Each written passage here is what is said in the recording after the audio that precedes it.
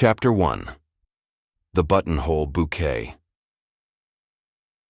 Miss Jane Marple sat in her favorite armchair by the bay window of her snug cottage in St. Mary Mead, knitting needles clicking steadily in the soft afternoon light. Outside, the garden was alive with blossoms, a riot of white and pastel tucked neatly against the green hedge. The scent of honeysuckle drifted through the open window, mingling with the faint tinkle of church bells from the parish down the lane. All was quiet, perfectly in keeping with the modest rhythms of village life. Until, of course, nothing ever remained so simple for long. She paused in her knitting to survey the scene. The postman dusted by gravel on his daily rounds. Mrs. McGuire's cat slinking across the path. The distant figure of Miss Clegg, the vicar's housekeeper, plucking daffodils for the morning service. All familiar, all comforting. Yet there was a tremor of expectation in Jane's mind. She could sense that the stillness was but a thin veil. Her reverie was broken by a sharp knock at the door. The housekeeper, Mrs. Bliss, entered with a letter on a silver tray, her expression neatly blank. "Miss Marple, this came by courier, love. No name on the envelope, just your address. And there's this." She laid beside the letter a small, tightly rolled bundle of paper, bound by a ribbon of faded silk. Jane rose with minimal effort for her 70-odd years, smoothing the folds of her tweed skirt. "Thank you, Mrs. Bliss." Her mind rattled, faintly at the unfamiliar prompt of a delivery. Couriers seldom visited Miss Marple. Letters usually arrived by ordinary post, stamped and bearing neat inscriptions. She broke the ribbon on the bundle as Mrs. Bliss withdrew, leaving her alone by the hearth. Unrolling the paper, Jane found an exquisitely rendered pressed flower pinned to it, a single lily of the valley, perfectly intact save for one small detail. At its base in minute handwriting was scrawled a single word, innocent. The effect was lurid against the pale parchment, a dagger of meaning she could not yet name. Frowning, she turned her attention to the letter. The envelope, heavy and embossed with no crest or personal monogram, bore only a typed-inside address. Miss Jane Marple, The Laurels, St. Mary Mead. Her own name. Inside, a sheet of parchment read, "Dear Miss Marple, I write to you with the utmost discretion. A matter has arisen of delicate consequence, and circumstances compel me to seek one with your particular experience. Enclosed you will find the first clue. I trust you will know what must be done. Yours, in hope of your kindness, a friend, Miss." Marple tapped the knitted stitches resting in her lap. A friend, indeed. The vagueness of the missive stirred her curiosity as much as it pricked her conscience. Who had reason to think of her as an investigator, a solver of puzzles? Who had need of her help? She docked the lily of the valley on the mantelpiece beside a miniature porcelain teapot. In St. Mary Mead, lilies of the valley had many associations. Weddings, springtime revels, church processions. But in the dark corners of the human heart, flowers might conceal poison or send coded messages. In Poirot's London, she recalled, a bouquet once delivered the reckoning of a vengeful husband. Old memories stirred. Settling back with her knitting, Jane returned the letter to its envelope, noting the faint watermark of a London stationery house. The paper was heavy and expensive, no expense spared. She allowed her thoughts to roam. Was the sender a socialite, anxious about a family scandal, a businessman caught in a web of debts, or someone less salubrious desperate to clean a stain on their conscience? A sudden light knock at the window made her start. She peered out to see young Mr. Stringer, the local floristry assistant, standing in the garden with a bouquet of lilacs and bluebells. He waved awkwardly, holding the flowers aloft. "Miss Marple, I'm sorry to disturb. Thought you might like these." Relief flooded her face. "Thank you, Mr. Stringer. How kind." She took the bouquet and ushered him inside. "But where is this from? They're not from Mrs. Fisher's stall, are they?" He swallowed. "That's just it, Miss Marple. They weren't for sale. I picked them this morning from Bramblewood Lodge, the Anglingtons' place way back. They were gathering flowers for Lady Anglington's luncheon, and these were extras. Or so I thought. I've no doubt she won't mind." He offered a forced smile, but his eyes flickered with unease. Jane laid the blooms gently on her table. The lilacs brushed against the lilies already waiting. "Ah," she murmured. "Bramblewood is secluded. They rarely allow anybody in." "Why, did you choose from there?" He shrugged, avoiding her gaze. I needed something pretty, and Mrs. Fisher's stock wasn't ready yet." He cleared his throat. "I apologize if I overstepped. I just thought you'd like them." Miss Marple studied him coolly. Many a confession of guilt had begun with sudden defensiveness. "Mr. Stringer, you must always ask permission before picking flowers. A lesson for all apprentices." But she added quietly, "What do you know of a courier arriving here today? A delivery you might have noticed?" His complexion paled. "I did see a dark-looking fellow pull up in a motor van. He was very precise, just left a small package, and vanished nearly at once." He glanced at the lilies. "Like a gentleman in a hurry." "Thank you, Mr. Stringer." She rose, moving to the mantel where the pressed lily stared back at her. "You did well to tell me. If you think of anything else, anything unusual, do let me know." After he left, Jane arranged the fresh lilacs in a vase, their scent soft but insistent. The juxtaposition of new blossoms and the single pressed flower, each bearing such different implications, set her mind racing. Someone had taken pains to deliver that message. It must lead to another clue, one that would demand deciphering. Resolving to act, she donned her hat and overcoat and stepped into the cool air of late afternoon. She would visit Bramblewood Lodge, and next, the stationer's in London, the clue, hidden in every margin of that parchment. Time was of the essence. Some secrets do not wait. The village lane was almost empty, but as she passed Mr. Peters's bakery, she noticed a black sedan parked across the road, engine idling. The vehicle was unfamiliar in these parts. Most chauffeurs here drove beat-up saloons or elderly models. The sedan was sleek, modern, tinted windows reflecting the fading sun. Miss Marple slowed. The tires crunched gravely. No one emerged, but she caught sight of a silhouette behind the tinted glass. A hand rested on the wheel. Rings glittered on the fingers. A small smile crept across her lips. "Curious," she said softly. "One must assume company is expected." She straightened her shawl and continued on with resolute steps, heading toward Bramblewood Lodge. The gravel path wound through a thicket of hawthorn hedge, beyond which stood the venerable facade of the Anglington estate. The stone walls were draped with ivy, the large windows dark behind lace curtains. The hush was palpable. Miss Marple paused at the gate. A stone pillar supported an iron arch etched with the Anglington crest. Two lilies crossed. She touched the cold ironwork, recalling the significance. The lilies, the ribbons, the words innocent, the symbolism layered astutely. Here, perhaps, the next piece of the puzzle awaited. Pulling the gate open, she entered the drive, her sensible shoes clicking against the stones. Deep in her bones, she felt the thrill of pursuit. In St. Mary Mead, tragedies were rare, but mysteries always found their way, for human nature could never fully tame its darker whims. And Miss Jane Marple, ever watchful, was ready to uncover the truth, one delicate petal at a time. Chapter 2. Shadows at Bramblewood. Miss Marple pushed open the heavy oak door of Bramblewood Lodge with the gentlest of nudges.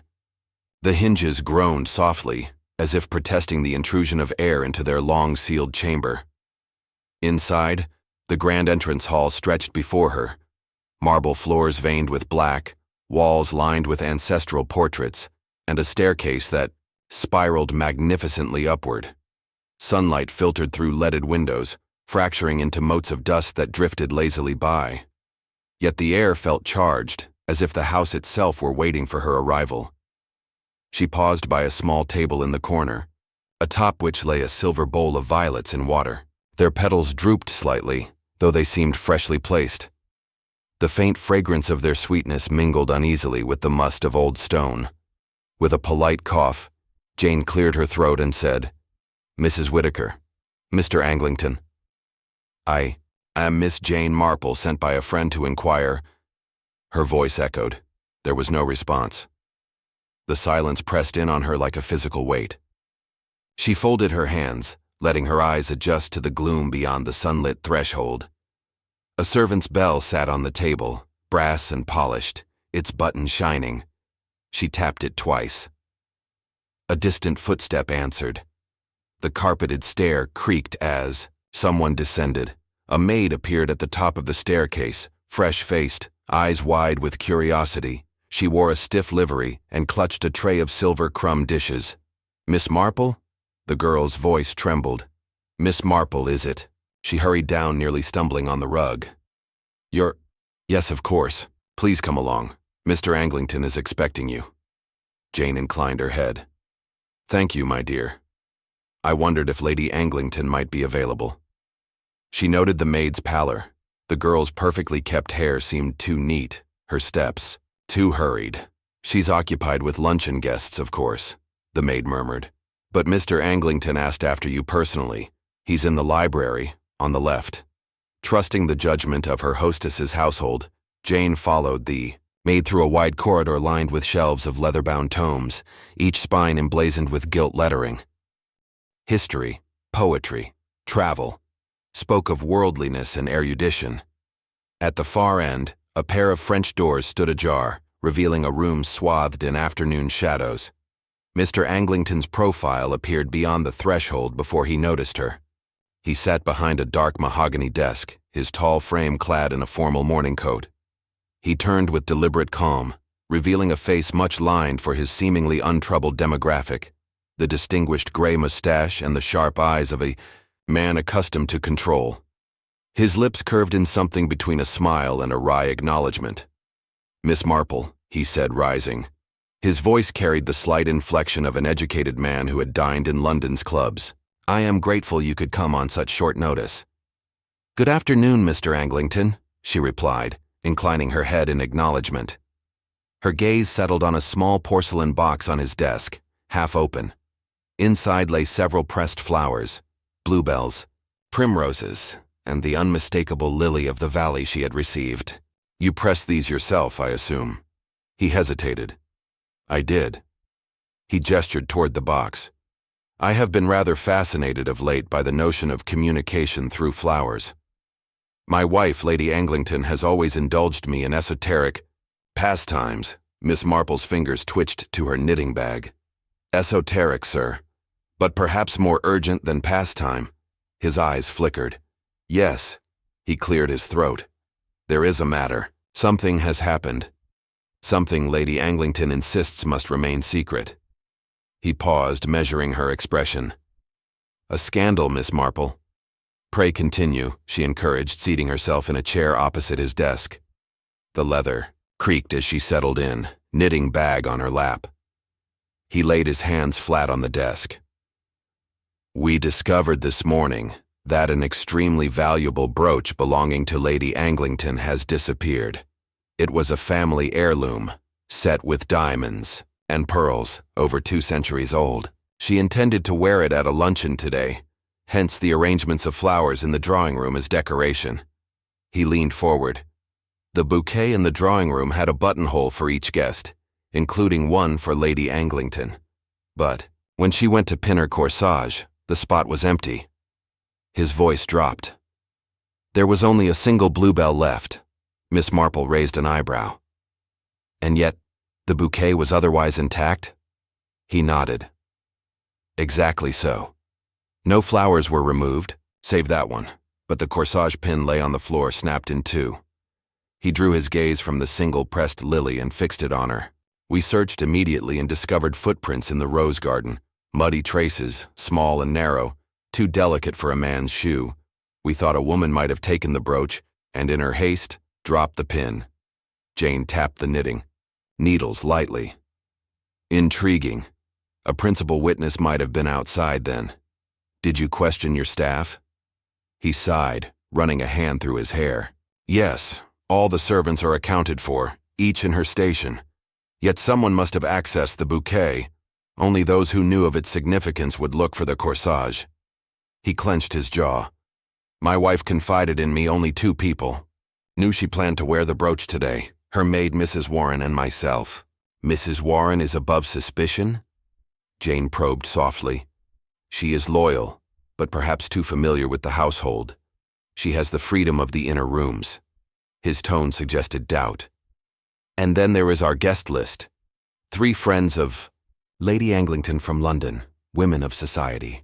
They arrived by car last evening and remained at Bramblewood overnight. Do you recall their names? Miss Marple asked, knitting an absent stitch. Madame Durnford, Baroness Helen d'Avignon, and Mrs. Larkins. She nodded, storing the names. And the bouquet in question, was it assembled by Mr. Stringer or by Lady Anglington's own florist? By Mr. Stringer, Anglington confirmed. He gathered the blooms on his way here at my wife's direction. We thought it best to use local flowers from our gardens, but his default came from Bramblewood's grounds. He paused, reflecting. He was instructed to pick flowers on the west lawn, near the old sundial. Miss Marple's mind worked swiftly. And what of the visitors' corsages? Were they taken from the same bouquet? Yes. Each lady had a corsage of bluebells and lilac sprigs. He pointed to a small sketch on the desk, pen drawings of each guest's boutonniere. Only one, yours, Lady Anglington's, was incomplete. A solitary bluebell remained, Jane breathed. That seemed symbolic rather than accidental. Anglington stared at the pressed flowers in his box. Madame Durnford is a Frenchwoman, a poet, obsessed with symbolism. She might know the Sioux language of flowers, but Baroness d'Avignon, she is Russian and obstinate. And Mrs. Larkins, well, she is of humble birth though married wealthy, hardly prone to subtle poetry. Miss Marple tapped the desk. When did your wife notice the brooch missing? Immediately before luncheon, he replied. She returned to the drawing room to fetch a handkerchief and spotted the empty spot. She saw the loose pin and, Miss Marple, she was quite fearful. Fearful of what? Jane inquired. That question seemed to unsettle him. He cleared his throat. Of scandal, as you might well imagine. More so of misinterpretation.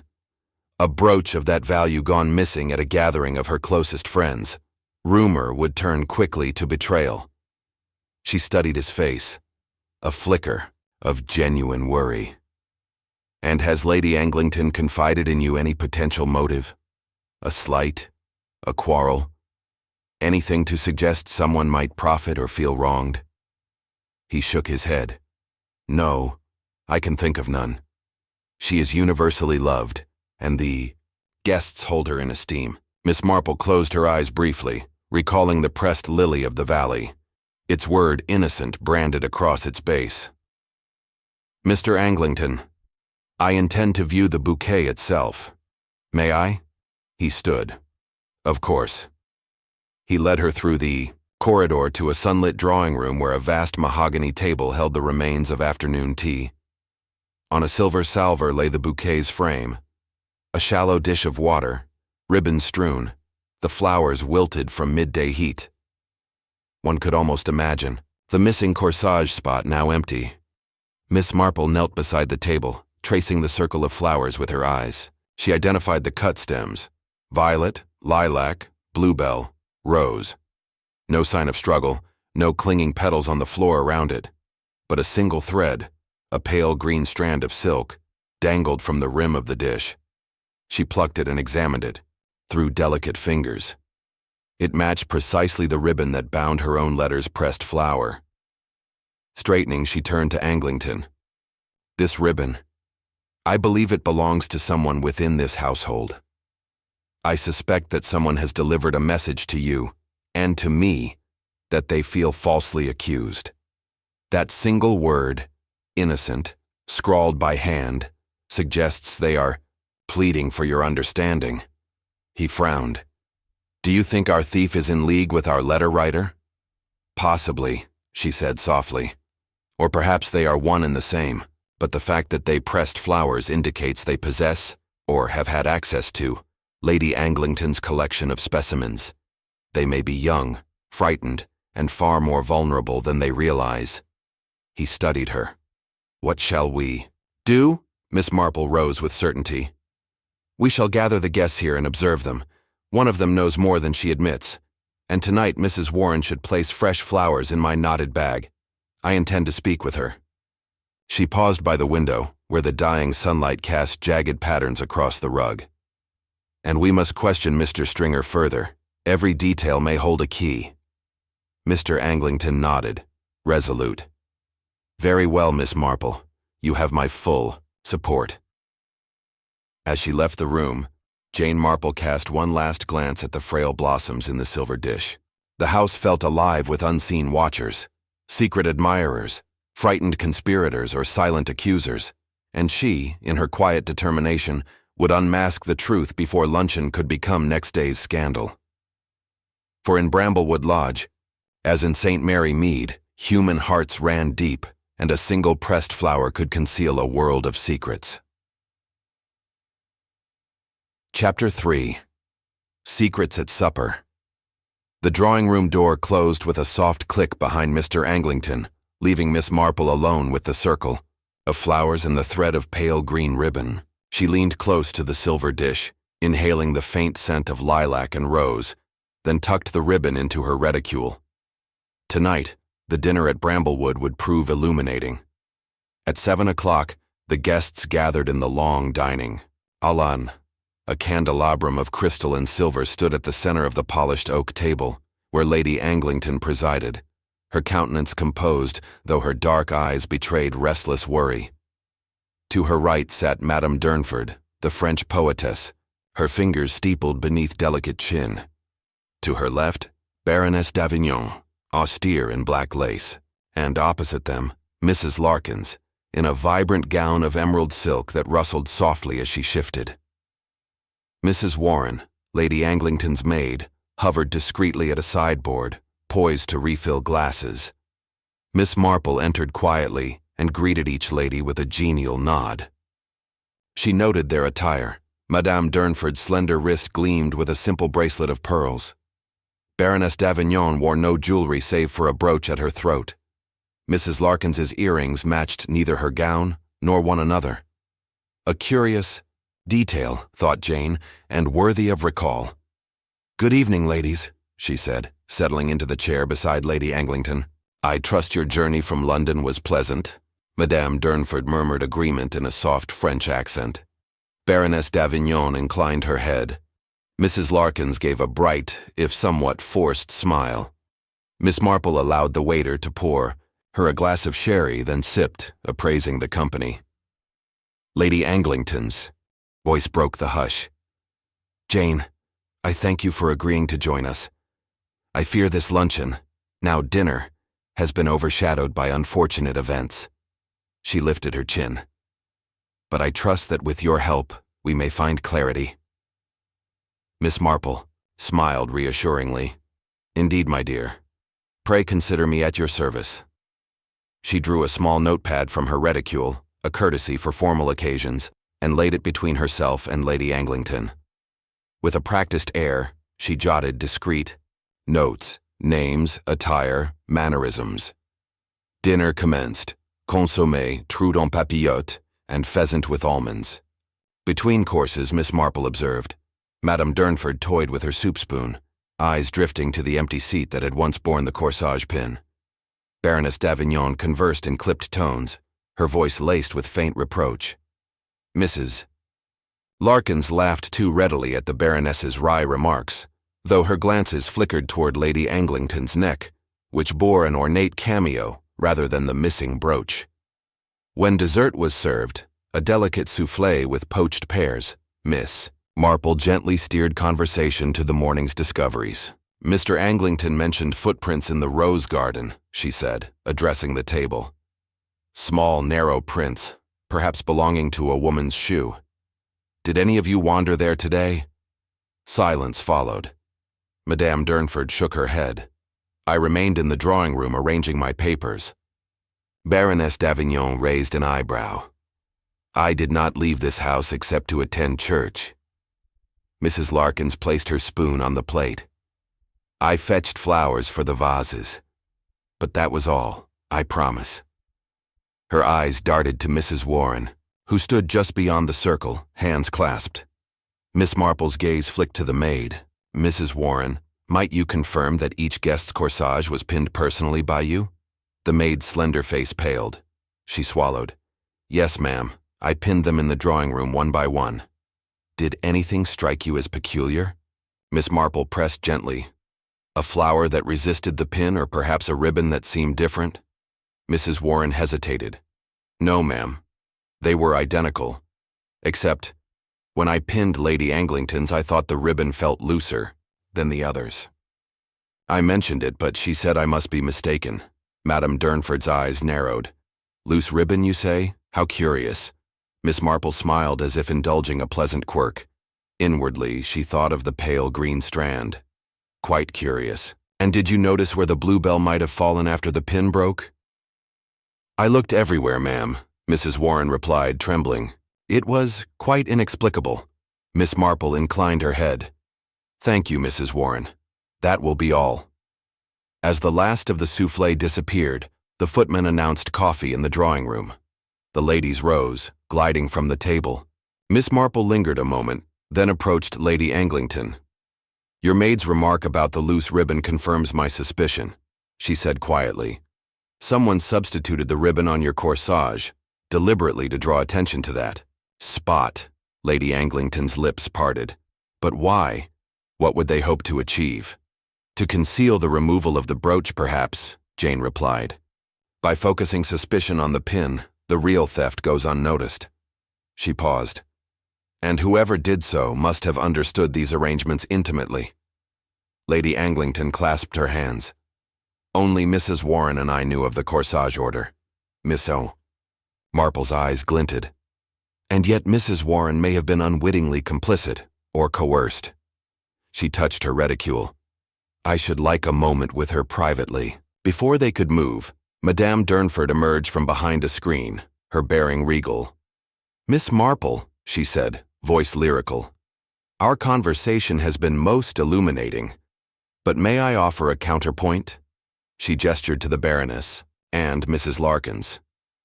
Each of us had cause to divert attention from ourselves, whether to hide shyness, estrange gossip, or mask a misdeed.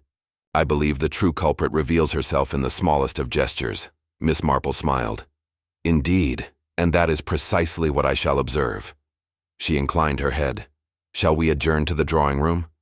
As the women echoed her suggestion, Miss Marple noted 3 faces framed by the candlelight. In each lay a flicker of something raw. Fear, defiance, regret. The next move belonged to the silent witness within the house, and with patience, Jane Marple intended to let the truth unfurl like a blossom at dawn. Chapter 4. A Question of Trust. The drawing room was quiet, save for the click of the mantel clock and the distant rumble of thunder gathering over the estate. Madame Durnford, Baroness d'Avignon, and Mrs. Larkins settled into deep chairs by the fire, casting glances at one another that mirrored the flicker of the flames. Miss Marple remained standing, her gaze on Mrs. Warren, who hovered uncertainly by the tea trolley. Mrs. Warren, Miss Marple began softly, might you join me here by the window? I have a few questions I wish to ask in private. The maid's slender shoulders sagged as she obeyed, smoothing her skirt with trembling fingers. The other guests watched in silence. When the door closed behind her, Jane Marple turned to face Mrs. Warren. My dear, she said kindly, you seem distraught. Will you tell me exactly what happened when you pinned Lady Anglington's corsage this morning? The maid's eyes brimmed with tears. I do not know what to say. I pinned each lady's flowers one by one. When I took up her ladyship's, the ribbon slipped through my fingers just once before I secured it. I supposed it was a faulty splice. And after pinning it, you left the bouquet on the silver dish? Yes, ma'am. I tucked the pin through the ribbon and the stem, then straightened the flowers. All seemed well. She paused. But later, when I heard Lady Anglington cry out, I ran to her side. Miss Marple nodded. When did you next see the brooch itself? Only when it was found missing. I did not touch it. Mrs. Warren closed her eyes. I swear it. Of course. Jane offered a reassuring smile, then pointed toward the window. Look there.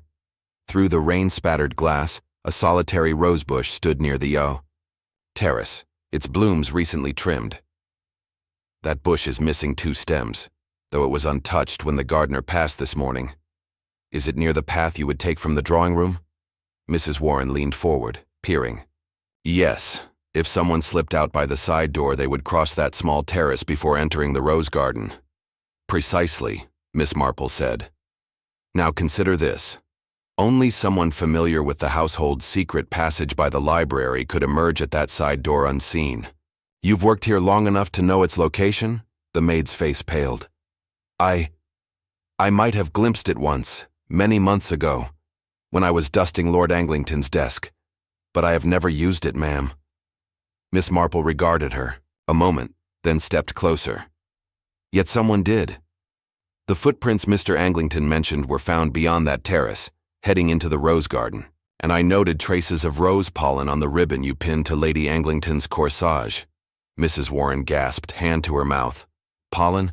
But I pinned fresh flowers from the drawing room bouquet. There would be no garden pollen. Exactly, Jane said. So either the corsage ribbon was tampered with after you pinned it, or you pinned flowers that had been out in the garden, rather than those supplied by the florist. The maid sank into a chair. I would never do that. Who could have? Had motive to interfere? Miss Marple seated herself opposite. That is what I must learn. Tell me, Mrs. Warren, have you any reason to be afraid of Lady Anglington's guests? Has anyone threatened you? Tears rolled down the maid's cheeks. No one has threatened me, except, perhaps the Baroness. She looked up, voice quivering. Last week she took me aside in the servants' hall. She said she had seen me near Lady Anglington's rooms at odd hours, and that I might be dismissed if I did not keep my place. Miss Marple's eyes narrowed. And did you tell Lord Anglington about this? The maid shook her head. I was frightened. She spoke so quietly, yet her words felt like blows. Jane rose, smoothing her skirt. Come, let us return to the others. She held Mrs. Warren's hand gently. You have done nothing wrong, but you must remain close at hand. Back in the center of the room, the storm broke, rain lashing the windows. Miss Marple addressed the 3 guests, voice calm but firm. Ladies, I have discovered that someone used the secret passage to enter the rose garden this morning. The corsage ribbon bears traces of garden pollen, and Mrs. Warren's statement confirms someone approached her with veiled threats. Madame. Durnford frowned. You imply one of us is responsible? I imply that one among us is not telling the entire truth, Miss Marple replied. Baroness, you hinted you would not hesitate to protect your reputation. Monsieur's threats to Mrs. Warren suggest you knew the whereabouts of this house's hidden roots. The Baroness's lips tightened. I only warned her to mind her place. I would never. But you knew of the secret passage, Miss Marple interrupted. And you knew its exit at the side door by the terrace. Baroness d'Avignon's composure cracked. A flicker of fear passed over her face. Yes, I knew. I once glimpsed a diplomat's map in Lord Anglington's library that indicated servant routes, but that was months ago. Jane nodded. That knowledge has proved useful. But the thief hid the brooch among the rose stems, bound for the secret passage, before extracting it later, perhaps at your direction. The Baroness stood, sweeping, toward the window. Rain streamed down, blurring her silhouette. You have no proof, she whispered. Miss Marple rose to match her height. Proof arrives in moments. She tapped the mantel clock. At 9 o'clock, I have invited Mr. Stringer to present the bouquets he prepared for this evening. He will confirm whether any ribbons or flowers were switched before delivery. The thunder rolled again as the Baroness turned back, face pale. In the hush that followed, Miss Marple felt the last pieces of the puzzle shifting into place. Outside, the storm cracked the sky. Inside, the truth waited to be laid bare. Chapter 5. The Final Arrangement. The storm raged outside Bramblewood Lodge as the grandfather clock in the hallway chimed 9 times. Miss Marple stood in the drawing room, her posture serene but her mind alight with purpose. She had invited Mr. Stringer to bring the fresh bouquets he had prepared for this evening's gathering, knowing that his testimony would shine a light on the final shadow of doubt. Lady Anglington watched from her seat near the hearth, hands clasped over a lace handkerchief. Madame Durnford and Mrs. Larkins had retreated to the window seat, their expressions guarded. Baroness d'Avignon remained by the mantel, her face pale and drawn, as though the very walls pressed in on her. Miss Marple turned as the mahogany door opened, and Mr. Stringer entered, holding 2 wicker baskets brimming with blooms. He wore his floristry apron despite the deluge outside, his shoes dusted with garden soil. "Miss Marple, Lady Anglington," he greeted, lowering the baskets onto a side table. "I apologize for the rain, and I trust these will suffice." Lady Anglington inclined her head. "Thank you, Mr. Stringer. Please place them here." She gestured to an empty table near the window. Mr. Stringer arranged the flowers swiftly, pink peonies, white roses, sprigs of lavender, and dozens of periwinkle bluebells. The room brightened immediately, the scent of fresh greenery mingling with the hush of anticipation. Miss Marple beckoned him forward. "Mr. Stringer, may I ask you a few questions about these flowers, and the ones you gathered this morning?" He nodded, fingers brushing a petal. "Of course. First," she said, touching one basket's handle, "did you use any blooms from Bramblewood's rose garden today?" Mr. Stringer shook his head. "No, ma'am. You asked for local flowers from the west lawn by the sundial. I brought those in. These are all from my own greenhouse and market stock, except the bluebells. Those I gathered at dawn from the laburnum copse near the orchard." "And the ribbons you tied?" Miss Marple held up one length of pale green silk. "Are these the same as this ribbon?" She produced the identical strand she had plucked from the corsage earlier. He paled. "No, ma'am. My ribbon is deeper in tone, emerald, with gold trim. I never use pale green. That would clash with most bouquets." She placed the ribbon aside. "Thank you. Now, this morning's bouquet, the one in the silver dish, was assembled by you as well, yes?" He swallowed. "Yes, ma'am. Did you bring any additional ribbons or substitute any flowers after assembling it?"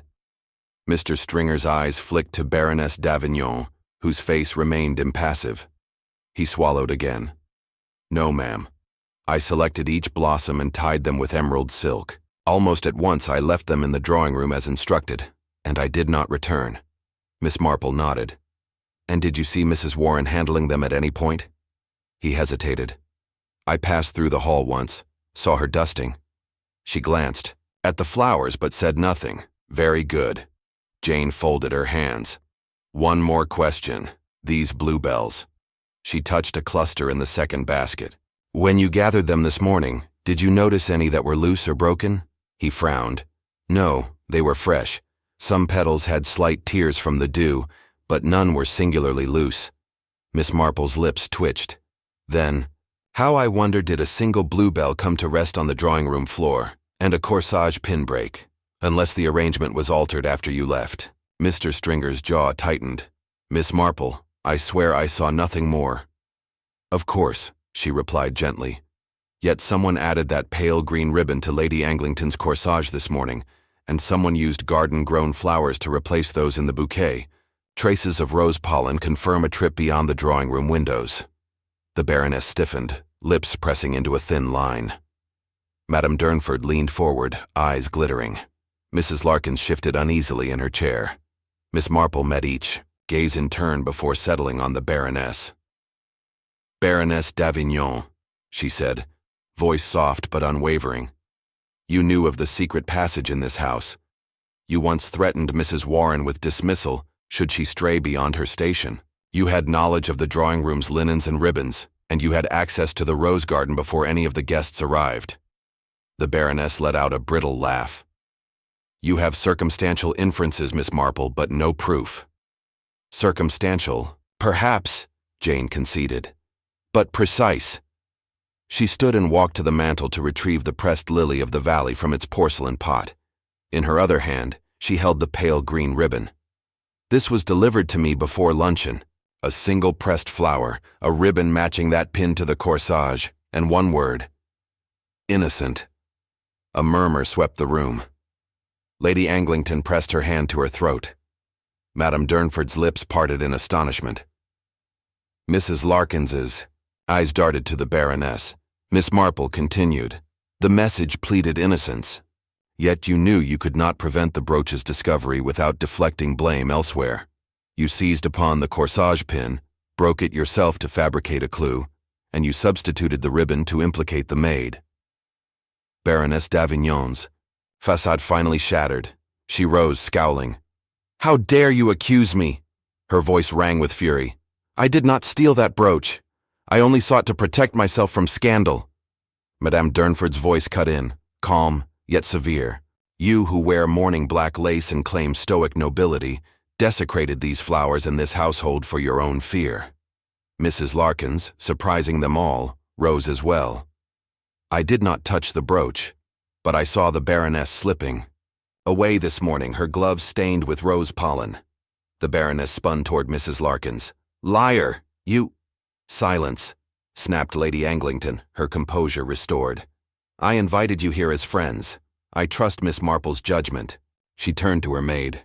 Mrs. Warren, bring out the corsage ribbon as it was found, and then the original emerald ribbon from my jewelry box. The maid obeyed, producing 2 ribbons on a silver tray. One, the pale green strand, the other, the deeper emerald silk, with gold trim. Lady Anglington held them up in the glow of the chandelier. Note the difference, she said. The green ribbon was in my corsage when I rose for luncheon. The emerald ribbon is the one Mr. Stringer provided. Only one other person touched that corsage between the florist and me. Baroness d'Avignon. Baroness d'Avignon's shoulders drooped. She tried to speak, but her voice failed. Madame Durnford placed a consoling hand on Lady Anglington's arm. Mrs. Larkins looked away, and even Mr. Stringer's usually gentle expression hardened. Miss Marple stepped forward. The brooch was undoubtedly hidden among the trimmed stems of the rose garden and retrieved later through the secret passage. You plan to have the brooch reappear, feigning relief, and thus conceal your involvement. Tears glistened on the Baroness's cheeks. She sank into a chair, her composure destroyed. I did it because I needed funds. My husband has squandered our fortune. The brooch was insured, but that would take months before any compensation. She buried her face in her hands. The room was silent except for the crackle of the fire and the distant thunder. Lady Anglington rose and crossed to stand over the fallen guest. Thank you, Miss Marple, she said softly. Turning to her former friend, she continued, I am sorry, Helen.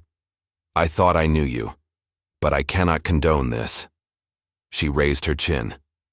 Mrs. Warren, please fetch Mr. Anglington and the household solicitor. We shall proceed accordingly. As Mrs. Warren departed, Lady Anglington turned back to Madame Durnford and Mrs. Larkins. If you would care to stay for a nightcap while arrangements are made? She offered a wan smile. Tea may be preferable to prosecution. Madame Durnford inclined her head. Mrs. Larkins managed a small nod. Miss Marple alone remained by the hearth, knitting bag in hand, serene as ever. She glanced at Lady Anglington. You have a compassionate heart, my dear.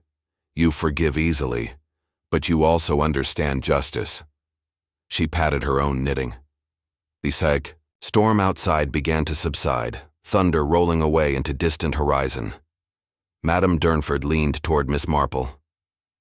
You are extraordinary, madam. How did you see through the petals to the truth? Miss Marple smiled, fingertips brushing. The pressed lily. Flowers tell stories when we know how to listen. Tonight even a broken pin spoke volumes. Lady Anglington stood beside her. Indeed. My gratitude, Miss Marple. Bramblewood owes you its peace once more. Miss Marple inclined her head, her knitting needles clicking. And peace is what I intend you to have. She settled into a chair, content that once more human frailty had been laid bare and justice restored beneath the gentle language of flowers. Chapter 6. Dawn Over. St. Mary Mead Miss Jane Marple awoke to a gentle tapping at her window, the pale light of early dawn filtering through the lace curtains. She set aside her knitting, still half a sleeve's length undone, and padded across the room to find Mr. Stringer standing just outside, holding an envelope sealed with red wax. Even at this hour, his face looked grave. "Good morning, Miss Marple," he whispered, raising a finger to his lips lest he disturb the household. "I found this on my doorstep. I thought you should have it directly." She took the envelope, noting its lack of address and the unfamiliar crest embossed on the seal. A pair of crossed spades above a mason's trowel. Breaking the wax, she withdrew a single sheet of creamy parchment, on which was pressed another flower, this time a sprig of lavender, and beneath it, in the same tiny script as before, 2 words. "Well done." Miss Marple tucked the note into her pocket and smiled. "Thank you, Mr. Stringer. I will examine this at tea." She returned to her armchair, offering him a cup of hot water with a slice of lemon. As he drank, she pondered the implication of grateful praise delivered by flower language, lavender for calm virtue, and a silent nod of appreciation. It seemed that someone within Bramblewood's circle had chosen to remain anonymous, yet wished to express relief that justice had been served. After dismissing the florist with a polite curtsy, Miss Marple prepared to walk into the village. The ice morning air was cool, the dew still hanging on rose petals in her own garden. Before leaving, she tied the final knot on her knitting and placed the pressed lily of the valley, still unmounted, into an envelope for safekeeping. She made a mental note to investigate the crest on the seal. It felt like a clue, yet unanswered. In the post office, she handed her letters to Mrs. Vining behind the counter. The postmistress fluttered through them until one, addressed simply, "Miss Jane Marple," caught her eye. "I had this by mistake," Mrs. Vining said, passing over a small parcel. "It came for me, but the handwriting is so fine I thought perhaps you—" Miss Marple accepted the parcel and peered at the wax seal, the same crossed spades and trowel. "Thank you," she said enigmatically. Returning home, she placed the parcel on her dining table and set out to decipher its contents after breakfast. By 10 o'clock, she was joined by Mrs. Bliss and a pot of Earl Grey tea. They settled in the kitchen's morning light. Miss Marple produced the parcel and unwrapped it carefully. Inside was a small leather-bound notebook, its pages blank except for a single inscription on the first page. "For eyes that see beyond petals, may your vigilance continue." Beneath the inscription lay a pressed sprig of rosemary, symbolizing remembrance and fidelity. Mrs. Bliss's eyes widened. "Rosemary, ma'am, is always for memory and loyalty." Jane Marple nodded. "Indeed, it would appear that someone wishes to encourage me, perhaps to investigate further." She traced her finger over the notebook's cover, which bore no author's name. "I must consider who could have known of my involvement, and felt gratitude sufficient to send these tokens." After such a stirring morning, she resolved to visit her friend Miss Caroline Carey Clement at the vicarage. Carey, always eager for parish gossip, would relish any new tidbits about Bramblewood Lodge. With notebook and lily safely stowed, Miss Marple set off down the high street, exchanging greetings with Mr. Gammon, the butcher, and Mrs. Peters, who sold cakes, in her bakery. The news of the Baroness's disgrace had spread already. Villagers whispered over breakfast tables of diamonds and deceit. At the vicarage, Carey welcomed her with lace-trimmed doilies and the scent of freshly baked scones. After tea and jam, Miss Marple produced the leather notebook and the 2 pressed flowers. Carey examined them closely. "Spades and trowel," she mused. "That's the emblem of the Women's Garden Guild. They meet in Tillingham once a month. Perhaps one of their members sent this?" Miss Marple tapped her chin. "A useful thought. The guild is dedicated to restoring old gardens. They might have visited Bramblewood last spring when Lady Anglington commissioned the rose hedge restoration. And perhaps grew fond of your clever deductions," Carey added with a smile. Miss Marple laughed. "Or simply wished to encourage me. But there is more. The maiden who delivered this parcel must be known to the guild, and likely to the lodge's staff." She turned a page in the notebook, still blank.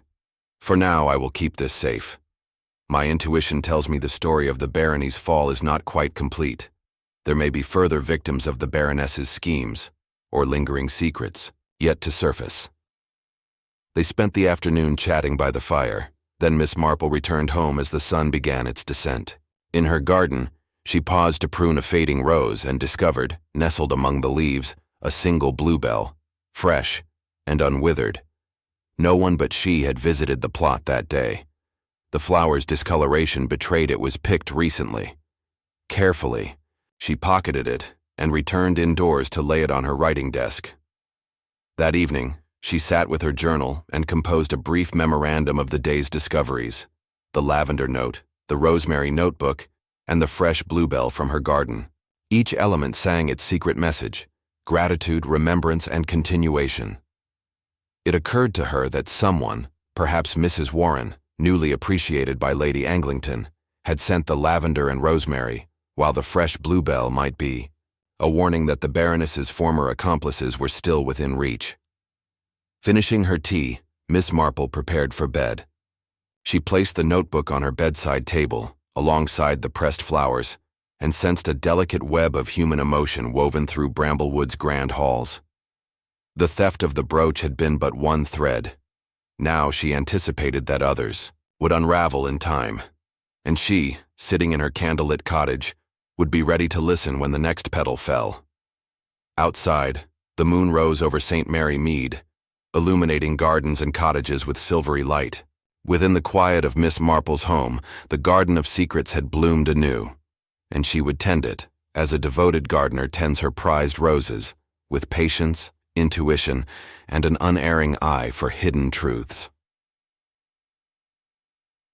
Chapter 7. Whispers in the Fichin Tapin Laburnum Copse. The next morning dawned crisp and bright over St. Mary Mead, the sun glinting off dew-laden leaves as Miss Marple made her way toward Bramblewood Lodge. In her reticule lay the fresh bluebell she had found in her garden, the most recent message, and the lavender and rosemary notebook tucked safely in its leather binding. She intended to share these discoveries with Mr. Anglington, and perhaps with her new allies in the Women's Garden Guild, whose emblem had appeared on the wax seal. She arrived at the lodge just before 9 o'clock, the gravel driveway already showing the indentations of early visitors' wheels. The great oaks along the approach rustled in the breeze, casting dancing shadows on the lawn. Lady Anglington greeted her at the door, wearing a simple morning gown of dove gray, her eyes bright with apprehension and gratitude. "Jane, I am so glad you have come," she said. "I receive strange notes sometimes, some encouraging, others cryptic. Your involvement has become vital beyond the brooch itself." Miss Marple inclined her head and presented the bluebell. "This turned up in my own garden last night. It is fresh, not pressed, unlike our earlier tokens. Its color is tinged with violet, but the stem bears traces of pale earth." Lady Anglington took the flower gently. "From the laburnum copse, perhaps." "That is the only clump of bluebells on the grounds, at the far side, past the orchard." She fell silent, turning the stem between her fingers. Miss Marple led her into the garden, toward the path that wound through the manor's orchards. Here, the air was heady with apple blossom, and beneath the trees stood a grove of laburnum, golden chains of flowers drifting in the breeze.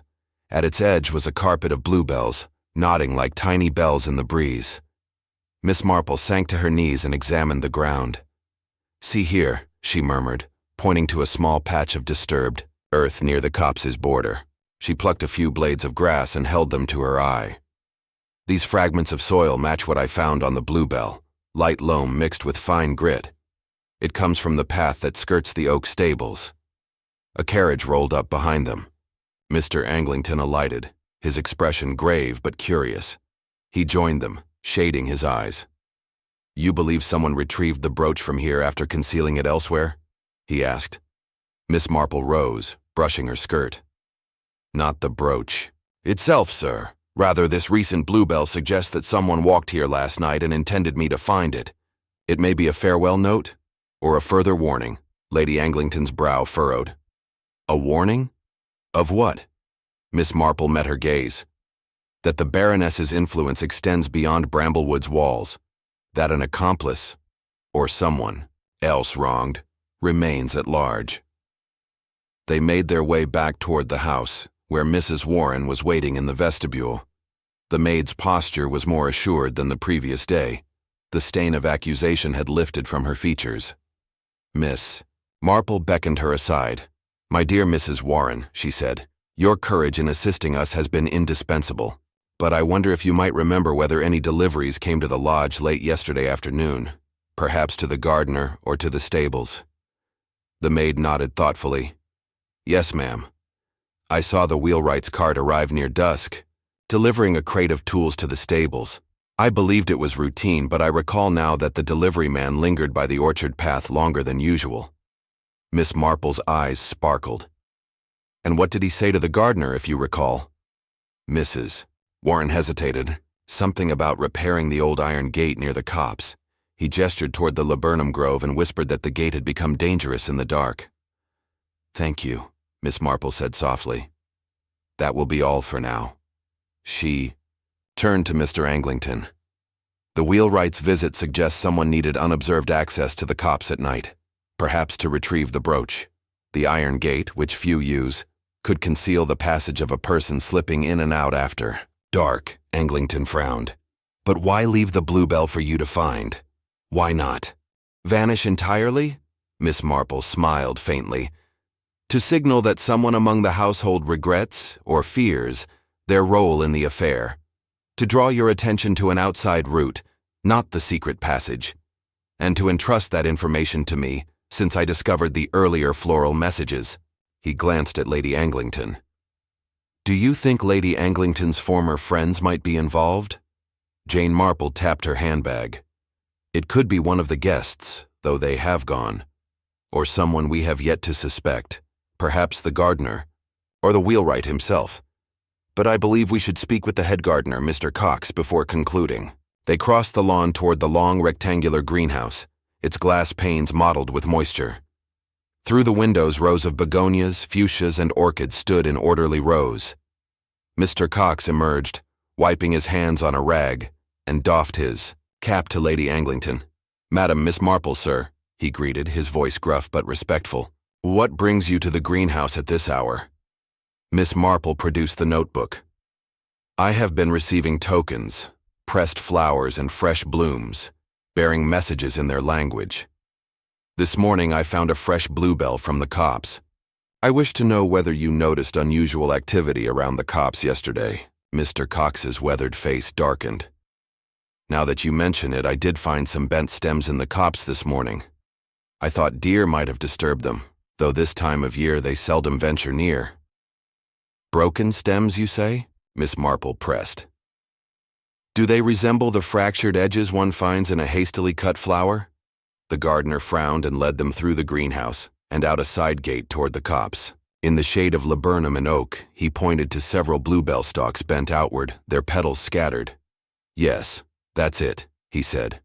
"I never saw flowers like that before, and there were faint tracks, 3 sets if you count one, in boots and 2 in soft shoes."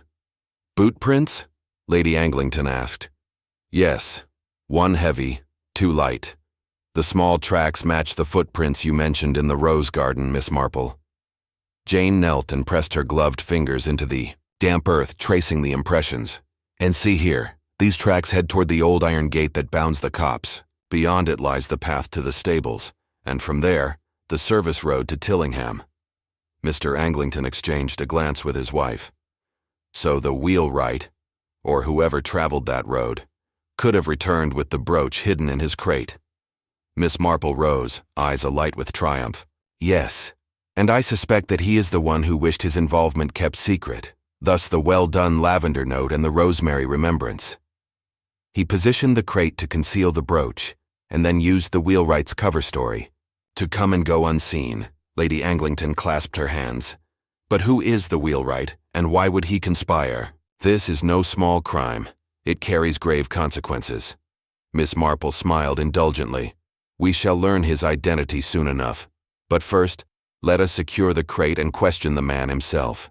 She glanced at Mr. Cox. "Would you be so kind as to fetch the crate from the stables and bring it here?" The gardener bowed and hurried off. In the hush that followed, Miss Marple surveyed the golden laburnum blossoms overhead. Their chains of flowers swayed like silent sentinels, guarding the secret beneath. Moments later, Mr. Cox returned, pushing an old wooden crate on a cart. The iron clasps were rusted but intact. Lady Anglington released a breath. I never thought a simple gardener's delivery would hold our missing treasure. Miss Marple knelt beside the crate and pried it open. Inside lay a cluster of spare, copper garden tools, and tucked beneath a linen cloth, the diamond and pearl brooch itself, glittering innocently in the morning light. Tears welled in Lady Anglington's eyes. Well done, she murmured, echoing the lavender note. Who could have had the courage and the conscience to see it returned? Miss Marple rose, her knitting bag at the ready. Let us discover the wheelwright's name and summon him here. Then we shall have our final answer. She paused, lifting her gaze to the sky where the sun had broken fully through the clouds. For every secret path, there is an honest heart keen enough to walk it in truth. And with that, Jane Marple, knitter, sleuth, and gardener of human hearts, stepped forward into the next chapter of her quiet triumph. Chapter 8. The Wheelwright's Confession.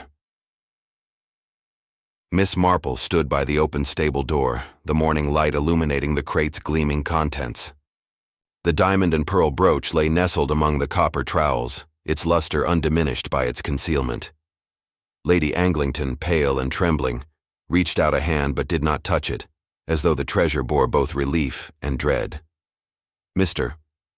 Anglington hovered behind her, his usual composure shaken by the afternoon's revelations. Jane, Lady Anglington said softly, I scarcely know how to thank you. But now we must confront the wheelwright. Bring him here, and let us hear his side of the matter. Miss Marple nodded, glancing toward the stableman's lean figure. Mr. Cox reappeared from the shadows, wiping his hands on his trousers. I have sent for Mr. Fletcher, madam, he announced. He should be with us shortly. Moments later, a stout man in a leather apron trudged up the lane, his boots heavy with mud. He wore a flat cap, though the brims were askew, and his pale, lined face bore the anxiety of someone caught off guard.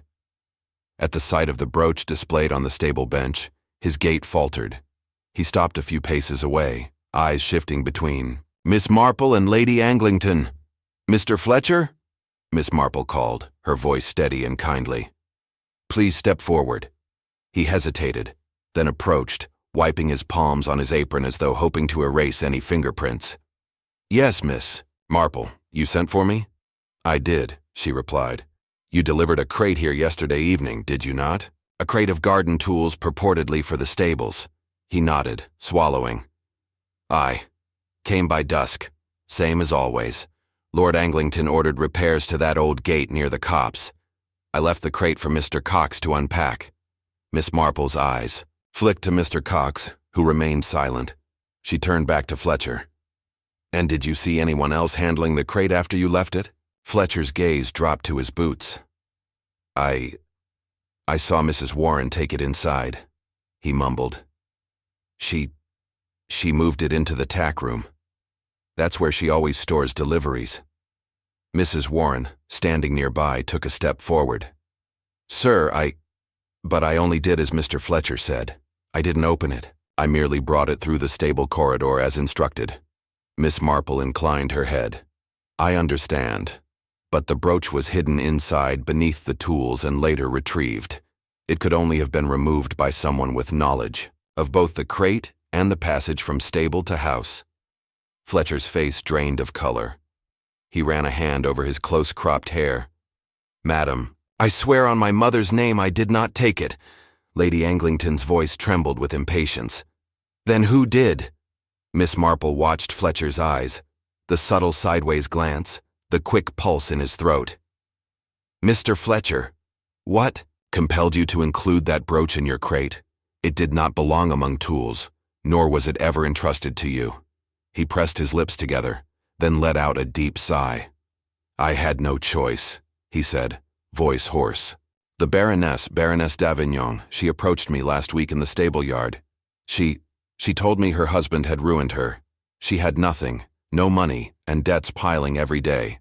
She asked me for help, Just once. She said if I could smuggle something of value out, I'd be repaid with enough to set me up. I was desperate. Miss Marple's expression was gentle.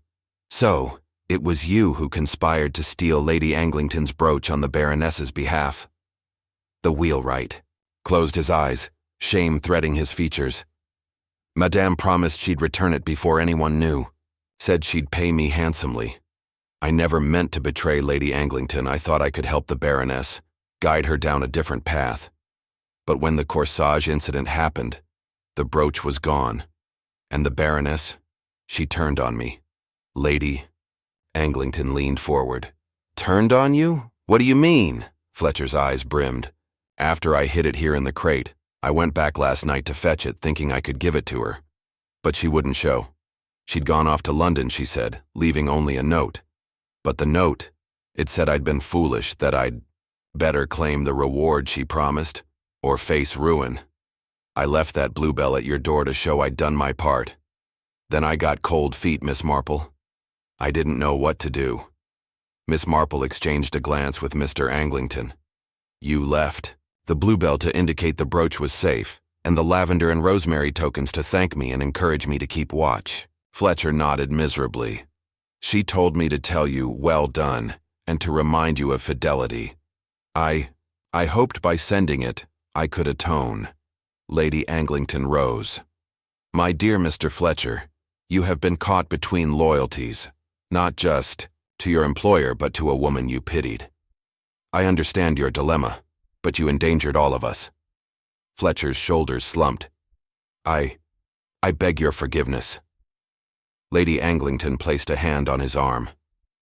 I forgive you, if you will. Testify to the truth, but you must face consequences for your actions. Mr. Anglington stepped forward. We shall see that the Baroness is held to account. As for you, Michael Fletcher, your honesty in this moment will stand in your favor. He motioned to Mrs. Warren. Please retrieve the note the Baroness left for him. Mrs. Warren returned with a folded slip of stationery, sealed with the Baroness's personal crest, a black phoenix rising. Unfolding it, Mr. Anglington read aloud. Michael, you have done as asked. I am gone until I can sort my affairs.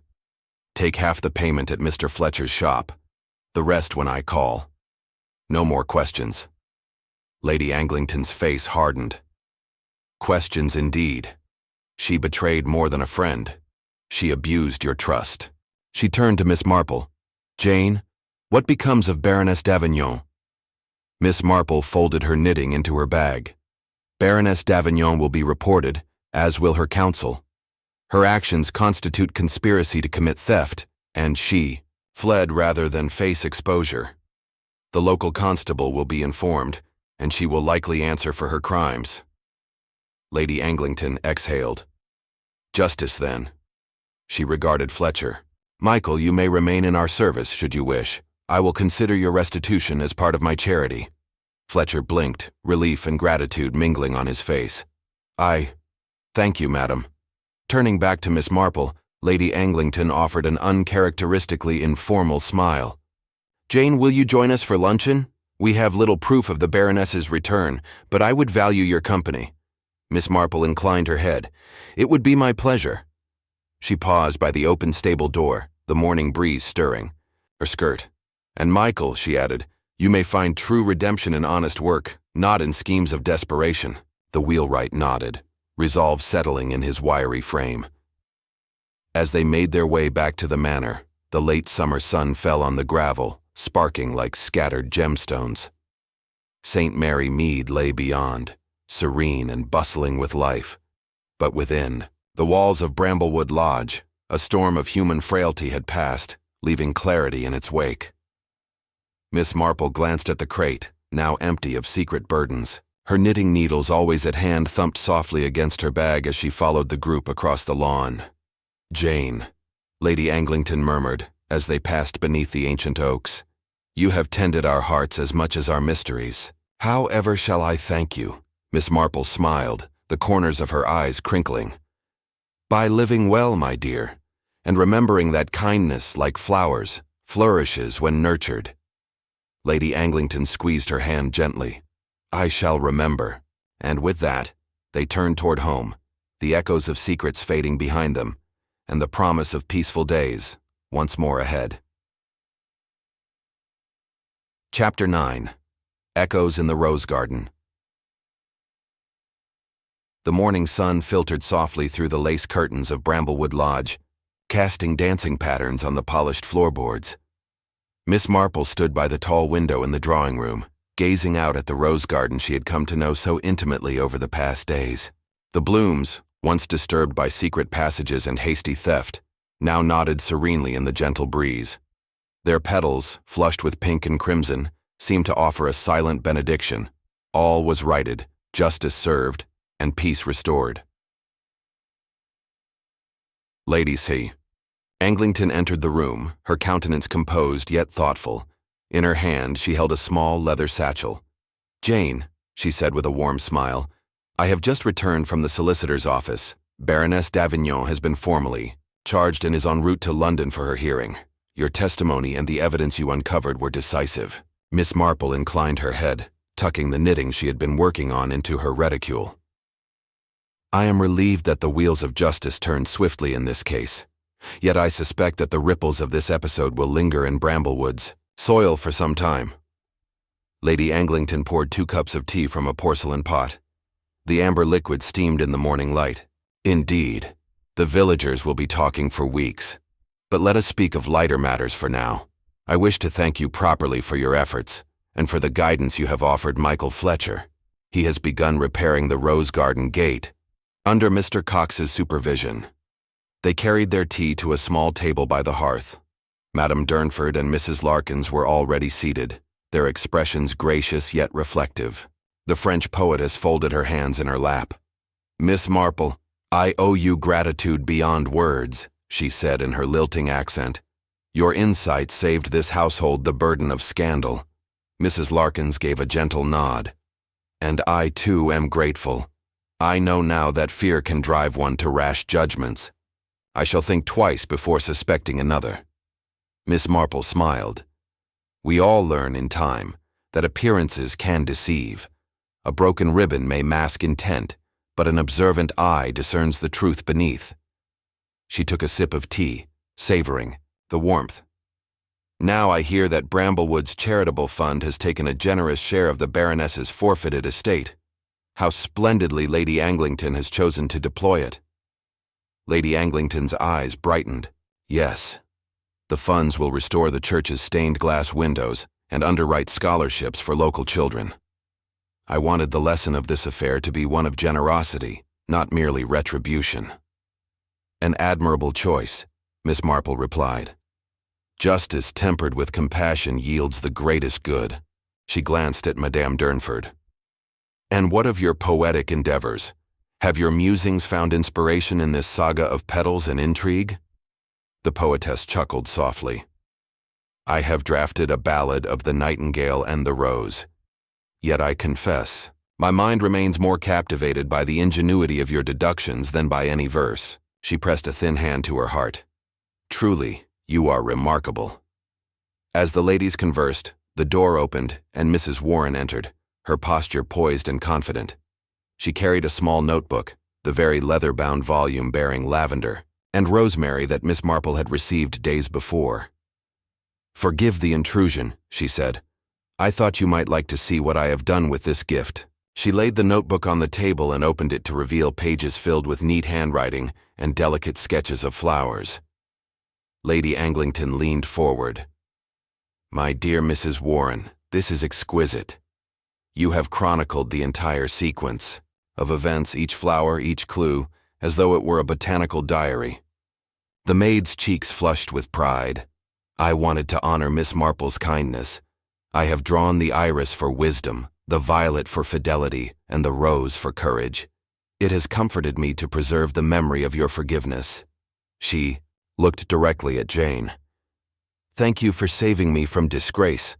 Miss Marple reached across and squeezed her hand. "You had nothing to atone for, my dear. You remained true, even when suspicion fell upon you. Your courage lies in honesty, not in stolen flowers." She turned to Lady Anglington. Your decision to maintain Mrs. Warren in your service was both just and compassionate. Lady Anglington smiled. Her loyalty merits reward. She rose and offered the notebook to Miss Marple. Please accept this as a token of our gratitude. I believe it belongs with you. Jane lifted the notebook reverently. I shall treasure it. She placed it in her reticule beside her knitting. Now, if we are agreed that this chapter has closed, might I propose a stroll through the rose garden? Outside, the day had warmed, and the air smelled of blooming roses and freshly turned earth. The four women stepped onto the terrace, their footsteps muffled by the gravel path. Mr. Cox and Michael Fletcher were at work by the restored iron gate, smoothing mortar and adjusting the hinge with careful precision. Fletcher paused and lifted his cap in greeting, a genuinely happy expression on his face. Lady Anglington called out, Michael, your craftsmanship is impeccable. The gate looks as though it has stood here for centuries. Fletcher bowed. Thank you, madam. It is an honor to restore something beautiful. He turned to Mr. Cox. The rose trellis next, sir? Mr. Cox nodded. After lunch, Michael. We'll complete it by week's end. Miss Marple inhaled deeply. See how life and beauty returns when we tend with care and patience. She bent to examine a particularly vigorous climbing rose, its petals unfurling in shades of blush and cream. Here, another bud awaits bloom. Madame Durnford drew closer. May I pick one for my verse? She gently removed the rose and inhaled its fragrance, eyes closed in appreciation. Here is a stanza for you, Miss Marple. In petals, soft a truth unspoken, each thorn a sentinel of trust. In gardens where hearts are broken, compassion grows from ashes dust. Missy. Marple's eyes misted. Beautiful, my dear. As they walked, Mrs. Larkins paused by a sundial etched with the Anglington crest. This sundial marked the hour when our luncheon began, she murmured. Yet today, time seems more generous, as though it grants a second chances. Lady Anglington laid a hand on her friend's arm. It does, and may we always remember that forgiveness, like a sundial, must be guided by the sun of understanding. They continued until the path curved beneath a trellis of honeysuckle. Mrs. Larkins plucked a single blossom. For fidelity, she said, softly pressing it into her palm. She looked at Miss Marple. And for gratitude. Madame Durnford and Lady Anglington each added a bloom, lavender and lily of the valley, recalling each chapter's tale. Miss Marple accepted them with her characteristic smile. And for hope, she said, tying the flowers into a small posy as they reached the bench beneath a blooming cherry tree. There they sat, the afternoon sun warming their backs. Birds sang in the hedges, and the gentle hum of bees drifted lazily through the air. The world beyond Bramblewood's walls felt distant and small. Lady Anglington turned to Miss Marple, her eyes reflecting heartfelt thanks. You have been our guide, our friend, and our gardener of secrets. How can I ever repay such generosity? Miss Marple tapped her knitting bag. By living well, cherishing beauty, and listening to the quiet voices of flowers. Should you ever need me again, you know where to find me. In the company of honeysuckle and tea. They rose, made their way back toward the house, the sun dipping lower, gilding the windows with warmth. As Miss Marple approached the terrace steps, Lady Anglington pressed a small package into her hand. One final token, she whispered. A rosebud, dipped in wax for preservation, to remind you of Bramblewood's resilience. Jane Marple accepted it with a nod. I shall treasure it, and the memories it holds. She turned once more to gaze at the rose garden, now tranquil and whole. With that, she stepped onto the gravel path, her knitting needles clicking softly in her reticule. The echoes of roses and revelations drifted behind her, carried on the breeze of a perfect English afternoon. An ending, and yet a beginning, in the quiet world of St. Mary Mead.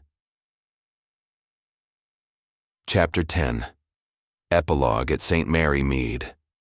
The late afternoon light filtered through the tall mullioned windows of Miss Marple's cottage, casting delicate patterns of gold and amber across her tidy sitting room. Outside, the wisteria on the trellis gently stirred in a warm breeze, its pale lavender clusters nodding like quiet sentinels. Inside, Jane Marple sat in her favorite armchair, the final rosebud from Bramblewood Lodge resting on the small table. Beside her teacup, preserved in wax as a lasting memento. It had been 2 weeks since the Baroness's departure, and the gentle rhythms of village life had resumed their peaceful cadence. She folded her knitting, now a neat swatch of lilac wool, into her lap, allowing her thoughts to drift back over the events that had unfolded. The theft of the Anglington brooch, the cryptic messages delivered by pressed flowers, the clandestine wheelwright's guilt, and the Baroness's ultimate disgrace had riveted St. Mary Mead. Yet beneath the intrigue and moral reckonings, Jane had detected something more significant, the capacity for both human frailty and forgiveness, entwined as inseparable as petals and stems. A soft knock at the door roused her. "Come in," she called, setting aside her knitting. Mrs. Bliss entered carrying a small parcel tied with rose-pink ribbon. "Miss Marple, this arrived by post a moment ago. No return address, but the handwriting is most elegant." Jane smiled and took the parcel. The ribbon matched none she had seen before, paler than any dew-washed bloom. She untied the bow and lifted off the lid. Inside lay a single card, on which was printed a delicate illustration of intertwined rose and lavender sprigs. Beneath, in fine copperplate script, were the words, "For Miss Jane Marple. Thank you for tending the garden of our hearts. Your friend, A.G." No other clue accompanied the message, yet Jane's keen eye noted the initial, A.G.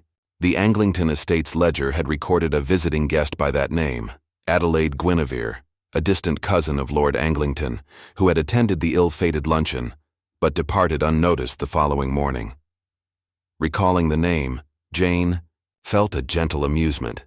The final token had come from someone who quietly watched, who cherished propriety, and believed that every kindness, no matter how small, deserved recognition. She placed the card beside the waxed rosebud and glanced toward the window.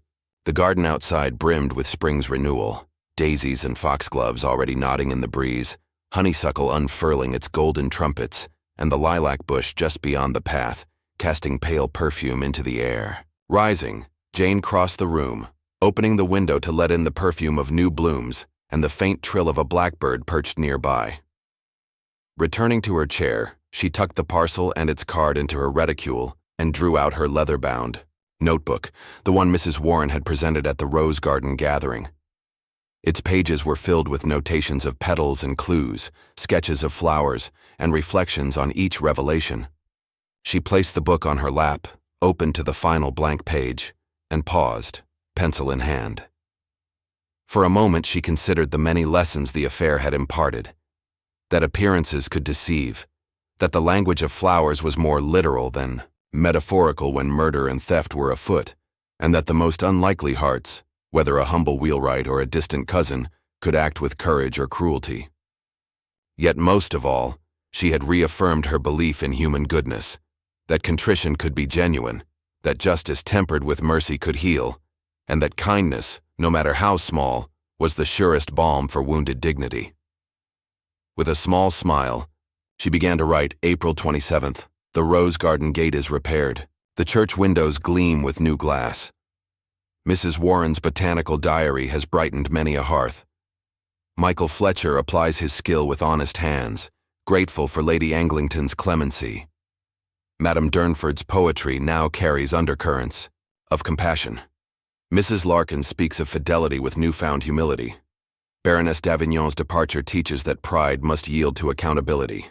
And Adelaide Guinevere reminds us that gratitude too must be shared, lest kindness fade like an unattended bloom. She paused, surveying the final page. With a decisive flourish, she sketched a cluster of 3 flowers: a rosebud, a sprig of lavender, and a tiny bluebell, symbols of gratitude, calm, and hope. Then, satisfying a quiet impulse, she pressed the pencil down firmly, as though sealing a promise. The late afternoon shadows deepened, and Mrs. Bliss entered again to refill. The teapot. Jane rose to pour a second cup, their movements slow and familiar. As they settled back, the kettle whistled softly, and Jane noted the reassuring rhythm, like a heartbeat anchoring her to the present's gentle certainties. "Miss Marple," Mrs. Bliss said, setting the teacups before her. "I hope you will join me for a walk to deliver this to Mrs. Vining at the post office. She'll be so pleased to know the garden has recovered." Jane laughed, the sound like soft chimes. "A splendid idea. And perhaps we shall gather spring flowers for her window box, an offering of friendship." Together, they stepped into the garden's gravel path. Jane paused beneath the wisteria, running her fingers along the smooth vine. The first glow of dusk painted the sky rose and lilac. In that moment, she sensed the cycle of seasons mirrored. In human lives, adversity followed by restoration, secrets laid bare to nurture new beginnings. As they strolled toward the village, the hearth fires of St. Mary Mead began to glow in cottage windows. The church spire, silhouetted against the turning sky, stood sentinel over the hamlet. Somewhere nearby, children's laughter drifted on the breeze, mingling with bird song still lingering in the hedgerows. The world felt unhurried, hopeful, and infinitely kind. Jane Marple lifted her chin, breathing in the scent of honeysuckle and memory. She had closed the book on Bramblewood's mysteries, yet she knew stories never truly ended. They simply awaited new chapters. And so she walked on, companioned by her faithful housekeeper and buoyed by the season's renewal, ready for whatever quiet mystery the next blossom might unfold.